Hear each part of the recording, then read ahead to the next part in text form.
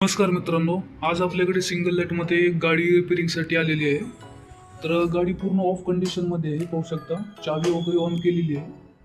गाडीचा display, horn, indicator, headlight पूर्ण गाडी बंद आहे, पूर्ण ऑफ कंडिशनमध्ये आहे. रिमोटवर पण चेक करत आहे. हे गाडीचा रिमोट आहे. रिमोटवर सुद्धा ऑन ऑफ होत नाही गाडी.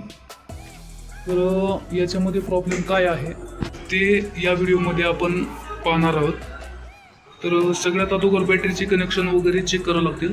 जास्त करून तर बॅटरीच्या केबलचा प्रॉब्लेम होतो, त्यामुळे सगळ्यात अगोदर बॅटरीच्या केबलचा केबल वगैरे चेंज करावं लागेल, चेक करावं लागतं. तर बॅटरीचा MCB आहे, MCB सध्याला डायरेक्ट केलेला आहे चेकिंगसाठी. MCB डायरेक्ट करून पण गाडी चालू नाही आहे, बंद सिच्युएशनमध्ये आहे, पाहू शकता. तर याच्यामध्ये केबल कसे चेंज करायचे ते या व्हिडिओमध्ये आपण सांगणार आहोत. तर हे MCBचे कनेक्शन आहेत, हे बाजूला काढून घेऊयात.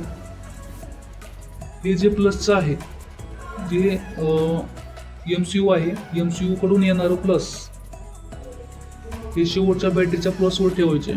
हे चेक करू तर स्पार्किंग वगैरे होते का नाही. जर स्पार्किंग होत असेल तर हे केबल चांगली आहेत, हे चेक करू ते. हे स्पार्किंग होत नाही तर मधल्या बॅटरीच्या प्लसवर ठेवता. इथं स्पार्किंग होत आहे, म्हणजे याच्यावरून आपल्याला लक्षात येते की हे केबल गाडीचे खराब आहे. तर आता डायरेक्ट करून बघू आहे. हे जे बॅटरी कंट्रोलरकडून येणारं जे प्लस आहे ते याच्यावर ठेवतो आणि गाडी चालू करून बघू का गाडी चालू होते का नाही. जर गाडी चालू होत असेल तर कन्फर्म झाले की हे केबल खराब आहे.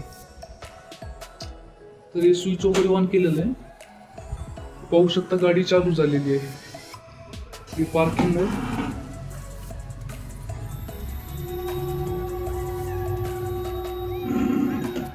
हे अशा प्रकारे प्रॉब्लेम सॉल्व्ह करू शकतो.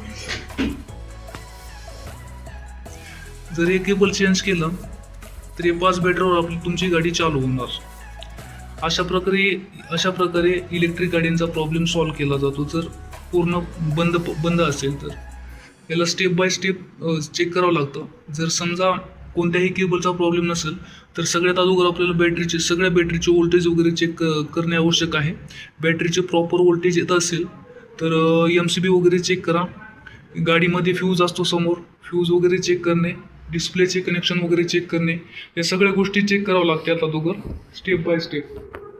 आपल्याला बॅटरीच्या वायरमध्ये फॉल्ट आहे, त्याच्यामुळे आपण एवढं काही गाडीचं खोललेलं नाही समोरचं.